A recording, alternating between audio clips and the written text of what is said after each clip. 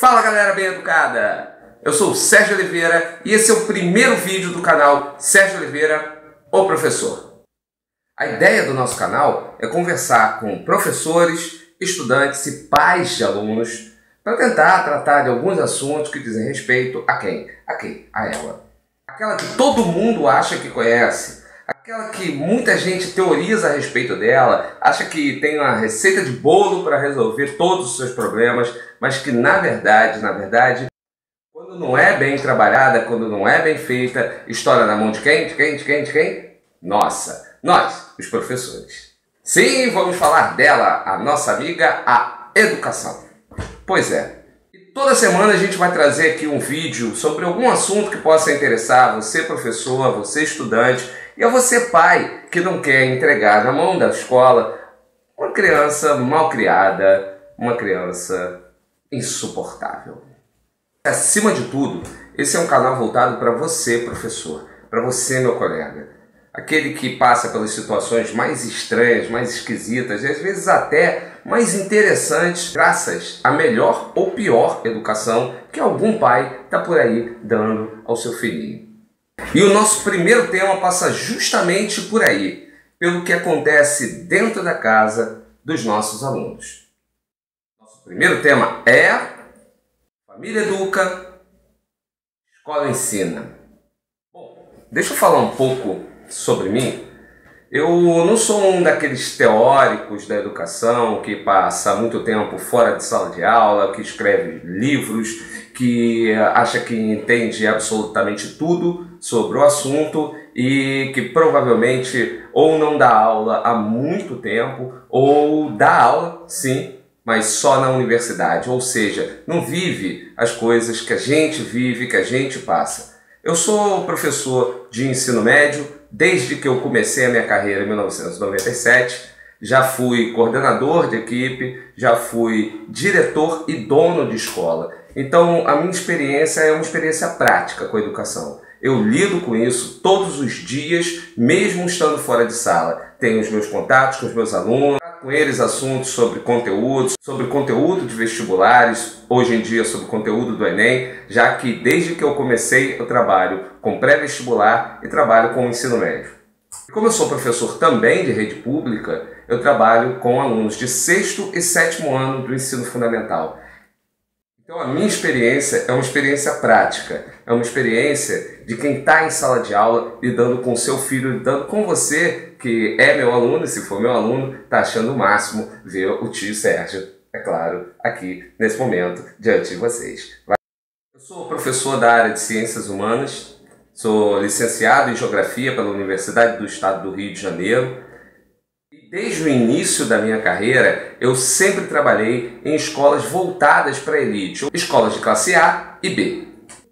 E ao mesmo tempo, trabalhando na rede pública, em escola de periferia, eu tenho a noção do que é o outro lado da sociedade, ou seja, eu estou nas duas pontas da sociedade, observando tudo e vendo que, apesar das diferenças sociais, não tem muita diferença na educação que está sendo dada para a garotada, não. E a minha outra função dentro da educação é a função de pai. Eu tenho uma filha que hoje está com 12 anos, prestes a fazer 13 anos, está entrando nessa fase terrível, estranha da vida do ser humano chamada adolescência. Bom, mas para começar a tratar do nosso tema, eu queria contar uma historinha aqui. Há algum tempo atrás, eu me lembro da minha filha reclamar um pouco, falar sobre uma professora que não daria tanta atenção a ela, que não estaria dando atenção às perguntas, às necessidades dela dentro de sala de aula.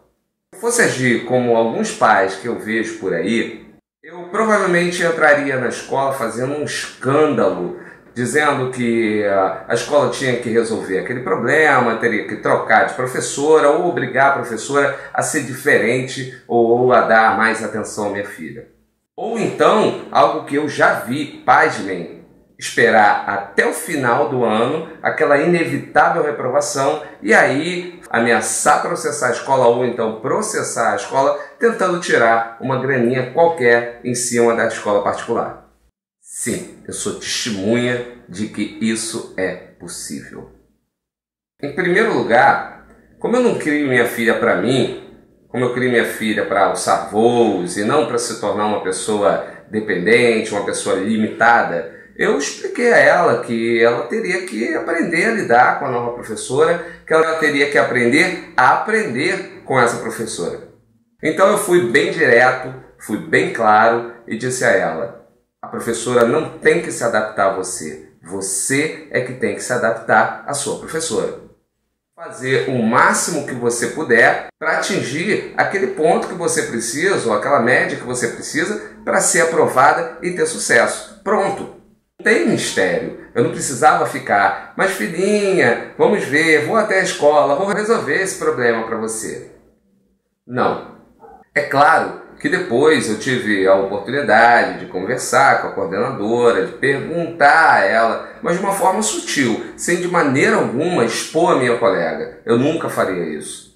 E quando eu disse à minha filha: você precisa se adaptar à sua professora e não ela a você, eu fiz exatamente o que eu faço com os meus alunos. Eu digo a eles: eu sou o professor Sérgio, eu trabalho dessa forma, a minha forma de avaliar é essa, a minha forma de dar aula é essa. Vocês vão se adaptar a mim porque vocês têm capacidade para isso. Eu não vou carregar ninguém nas costas, eu vou estender a mão para vocês e se vocês tiverem pelo menos a vontade de me dar a mão, prometo que vocês vão aprender alguma coisa sobre a geografia. Se algum aluno ou ex-aluno meu estiver assistindo isso agora, sabe exatamente que eu estou falando a verdade. Tem gente que pode até me achar meio cruel, mas como pai, eu ajo exatamente como professor. Eu exijo aquilo que eu sei que a minha filha pode fazer, o que ela pode corresponder. Regra básica na minha casa, desde que minha filha era bem pequenininha, é: dá o seu jeito, se vira. É claro que eu não vou deixar a minha filha no veneno quando ela precisar, mas se eu sei que ela tem capacidade intelectual para fazer alguma coisa, por que é que eu vou fazer isso por ela? O mais triste, galera, é que a gente na escola recebe muito aluno que sequer fez os próprios trabalhos ao longo de quase toda a vida estudantil até chegar ao ensino médio. Gente que nunca ouviu um não do pai. E aí sobra pra gente fazer a correção ou pelo menos tentar adaptar essa pessoa ao mundo real, ao mundo que vai dizer não para ela quantas vezes forem necessárias. Aliás, um mundo que, se ela cruzar os braços e fizer biquinho, simplesmente vai dizer: você está demitido. E é por isso que desde que a minha filha começou a andar, toda vez que ela caía, eu não deixava que absolutamente ninguém chegasse perto para levantar. Eu sabia que ela tinha condições de levantar sozinha e vir até mim para que eu pudesse ver se ela tinha se machucado ou não, porque eu ia me levantar para tirar ela do chão. É óbvio que não, mas uma coisa tem que ficar muito clara.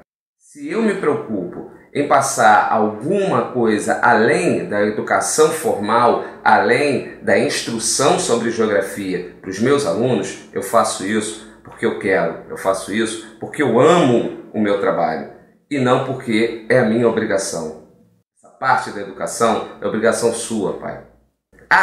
E quando eu falo não para minha filha, eu digo não, não, não, não, não, não, quantas vezes forem necessárias. E é aí que mora boa parte dos problemas. Quando você não diz não para o seu filho, ele cresce acreditando que tudo o que ele quer vai acontecer.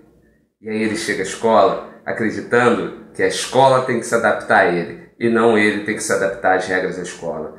O que irrita mais ainda é saber que ainda existem pais e mães que vão para dentro da escola dizer o que a escola tem que fazer. E é onde a gente volta ao que eu falei no início. Todo mundo acha que entende de educação.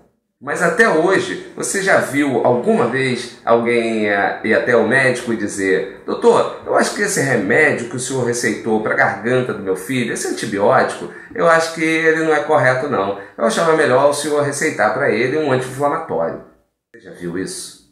Não, né? Então por que só com os professores é que todo mundo tem que achar que tem que dar opinião, que tem que achar que tem que definir o que a gente tem que fazer ou como a gente tem que dar aula ou não? O pior, ainda querem definir quais são as matérias mais importantes para o filho estudar, quais são as matérias menos importantes para o filho estudar. Cara, isso é surreal. E aí, separando as coisas direitinho, a casa, a família, é o lugar para se dar a formação moral, a formação do caráter da pessoa, a educação no sentido mais amplo, onde ela aprende a respeitar as pessoas, onde ela aprende a respeitar o espaço alheio e não a acreditar que o mundo todo gira em torno dela, que ela é o centro do universo. Tem uma historinha que eu conto muito para os meus alunos, quando eu quero falar desse assunto, quando eu quero mostrar para eles que a sala de aula, quando eu estou nela, é minha, eu digo o seguinte, que provavelmente um dia todo pai e toda mãe chegou para o seu filho e disse assim: filhinho, senta aqui que eu quero te contar uma coisa. Olha só, preste atenção. Quero que você entenda que você é a pessoa mais importante do mundo. Aí, de repente, tocou a campainha e chegou o carteiro trazendo as contas do mês ou trazendo alguma encomenda que o papai fez. E aí, papai e mamãe esqueceram de terminar a frase. A frase completa seria: filhinho, você é a pessoa mais importante do mundo para o papai e para a mamãe. O problema é que provavelmente ele só ouviu até a palavra mundo e aí cresceu acreditando que ele era a pessoa mais importante do mundo para o mundo. E aí que se desenvolve a minha teoria, o umbigocentrismo. É aquela ideia de que cada um passa a achar que o seu próprio umbigo é o centro do universo. E que todas as pessoas, se quiserem conviver com ele, que se adaptem às suas necessidades. Eu passei por uma situação com uma turma de terceiro ano de ensino médio. Eu resolvi transformar a turma em uma grande trupe teatral e juntos nós montamos, ou melhor, eles montaram a peça Morte e Vida Severina de João Cabral de Melo Neto. Bom, como eu falei, a turma se transformou mesmo numa trupe teatral. Cada um foi fazer aquilo que sabia. Vários deles foram atuar, alguns foram trabalhar com figurino, outros foram trabalhar com cenário, outros com a parte técnica de som, de luz, enfim. A turma inteira se engajou, curtiu a ideia e partiu para essa produção teatral. Mas aí existia um aluno que chamou no canto e disse: professor, eu não gostaria de participar desse trabalho, eu não queria participar desse trabalho, eu não me dou muito bem com o pessoal da turma e eu tenho mais com o que me preocupar do que montar pecinha teatral. Eu disse a ele que aquele era um trabalho que estava dentro do sistema de avaliação da escola e que teria um valor que era de 3 pontos a serem somados à média do trimestre. 3 pontos parece pouca coisa, mas quando a gente fala em simplesmente somar 3 pontos, a gente está falando de 30% da nota de um período. É coisa pra caramba. E ele, do alto da sua arrogância, do alto da sua prepotência, disse: eu não preciso desses pontos, isso aí eu recupero depois. Adivinha o que aconteceu? Ele precisou de pontos no final do ano e ficou em recuperação. O que deixou claro para mim por que ele tinha se tornado um cara daquela forma foi saber que a mãe dele, dias depois, entrou na escola e fez um tremendo escândalo, deu um show, gritou para todos os lados, disse que ia processar a escola e, o pior, disse que a escola tinha obrigação de criar uma outra avaliação para o filhinho dela, porque o filho dela não quis fazer a peça teatral, não quis participar da atividade que a turma inteira estava participando. E aí, diante da situação, diante do desconforto que essa mãe e esse aluno criaram dentro da escola, e principalmente como a coordenadora na época era muito amiga minha, eu quis poupá-la daquilo que acontece todo final de ano. Porque todo final de ano ela tinha que lidar com a mesma apelação, com um monte de pais de alunos dentro da escola reclamando das notas do filho. É uma fase que eu chamo de o tapetão. Quem curte futebol sabe muito bem o que significa tapetão, né? É quando você não consegue ganhar o jogo no campo e aí você apela para a justiça desportiva para ver se consegue aqueles pontos no campeonato. E aí, para tentar resolver o problema e poupar a minha amiga de tanta dor de cabeça, o que eu resolvi fazer foi chamar o jovem até a escola para conversar com ele sobre o assunto. Aí, no dia que eu estava na escola, só num plantão de dúvidas e corrigindo algumas provas de segunda chamada, ele apareceu, ainda com o nariz empinado, ainda com o peito estufado, sentou ao meu lado e disse: "E aí, professor, como é que vai resolver o meu problema?" Então eu disse para ele uma frase bem antiga, daquelas que as vovós dizem: "O que a casa e a escola não ensinam, você aprende com a vida." E eu espero realmente que você dê a divina sorte de não encontrar pelo seu caminho pessoas vaidosas, pessoas vingativas, pessoas rancorosas que vão simplesmente pisar em você, que vão esmagar você se você tiver essa atitude. Eu espero realmente que você dê a sorte de encontrar pessoas que não estejam nem um pouco preocupadas em te ensinar mais nada, que deixem que você aprenda sozinho. Então, meu querido, está aqui. Você está livre, você está aprovado e você pode seguir a sua vida tranquilo. Mas saiba sempre que você não conquistou esses 3 pontos. Eu te dei esses 3 pontos. Até hoje eu tenho certeza que esse cara não gosta muito de mim. Apesar de fazer de conta, apesar de falar comigo quando eu tenho oportunidade, eu tenho quase certeza que ele não gosta de mim. Continua um cara mimado, porque há pouco tempo atrás, quando a gente estava no Facebook, num grupo de discussão, tratando um pouco sobre a questão das eleições, eu me lembro que eu contrariei uma opinião dele e ele foi extremamente grosseiro, extremamente agressivo comigo. Mas, como sempre, eu sorri e deixei que as coisas acontecessem. Mas cedo ou tarde, eu tenho certeza, no fundo do meu coração, que a vida vai ensinar esse garoto que não dá para simplesmente empinar o narizinho e seguir e ir em frente o tempo todo. Que de vez em quando a gente tem que recuar, que de vez em quando a gente tem que abaixar a cabeça e, acima de tudo, que a gente precisa respeitar as pessoas. E aí, já que a mamãe não ensinou, já que a escola não conseguiu, que a vida ensine. É assim que funciona, correto? E para você que está fazendo o Enem, que está fazendo vestibular, ou que acabou de entrar na universidade, vou dar uma dica, numa boa: a universidade não é a escola. Não tenta ganhar o ano no grito, porque você vai ter que conviver com seus professores durante muito tempo se isso acontecer. Mais uma dica do professor Sérgio. Uma outra coisa que atrapalha muito o nosso trabalho é a noção do que é respeitar, é a noção do que é conviver com outras pessoas, que a criança aprende, ou melhor, que a criança não aprende dentro do ambiente familiar.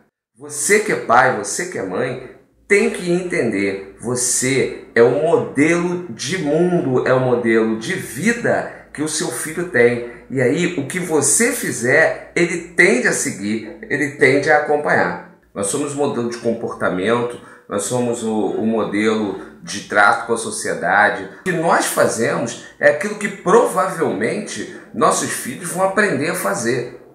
Se a gente trata bem as pessoas, provavelmente nossos filhos vão tratar bem as pessoas. Se a gente usa de simpatia e os nossos filhos nos veem sendo simpáticos, provavelmente eles serão simpáticos com as pessoas também. Se a gente trata os nossos filhos aos gritos ou aos tapas, provavelmente eles também vão achar que devam tratar as pessoas aos gritos, quem sabe, aos tapas. Porque se você só faz lambança, porque se você só faz cagada, porque se você não tem um comportamento legal e você é a única referência que o seu filho tem, cara, você vai ter que dar muita sorte para o seu filho ter uma índole muito boa e simplesmente não seguir o exemplo que ele tem dentro de casa. E aí eu te pergunto, você vai deixar o seu filho à mercê da sorte? O pior é que, diante disso tudo, amanhã provavelmente você que não dá limite para o seu filho, vai ser o primeiro a dizer: ai, o Brasil é um país de merda, nossa, esse lugar não é sério, isso não é um país sério, ai, eu vou embora para Miami. Cara, na boa, se o Brasil se tornar uma bosta, você em parte é responsável por isso, porque olha a bosta que você está deixando para o país. Tem uma amiga, colega, que uma vez numa reunião falou um negócio que eu achei muito interessante, uma frase bacana, que eu até sei que não é dela, mas eu também não procurei saber de quem era. O importante para mim era o conteúdo da frase. Não pergunte que mundo você vai deixar para os seus filhos, e sim que filhos você vai deixar para o mundo. Eu completo, cara, que filhos você vai deixar para nós professores termos que administrar.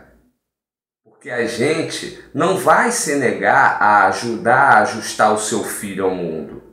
Mas uma coisa tem que ficar clara. A gente faz isso principalmente para facilitar o nosso trabalho diante das turmas. E mais uma vez eu digo, se a gente faz porque quer, a gente faz porque gosta, faz por amor à nossa profissão e não porque você acha que essa é a nossa obrigação. Porque isso nós temos certeza plena de que não é. Então, meu querido, por você, por mim e por amor ao seu filho, diga não a ele quando for necessário. Ponha limites. Deixa que ele faça as tarefas dele. Permita que ele se vire sozinho de vez em quando. Deixa ele chorar quando for necessário. Deixa ele reclamar à vontade. Deixa que ele se decepcione quando as coisas tiverem que acontecer, porque a decepção é algo fundamental, o que nos ensina a viver. Como diz a velha frase, daquelas frases da vovó: decepção não mata, decepção ensina a viver.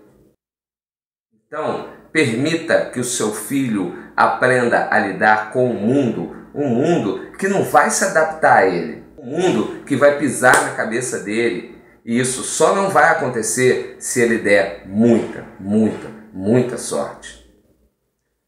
Aí eu te pergunto de novo, você vai deixar o seu filho à mercê da sorte?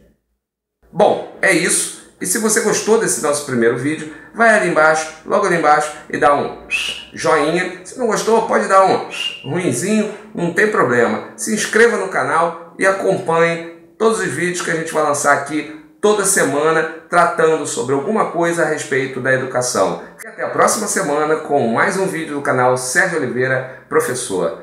Valeu pela atenção e até mais, gente bem educada.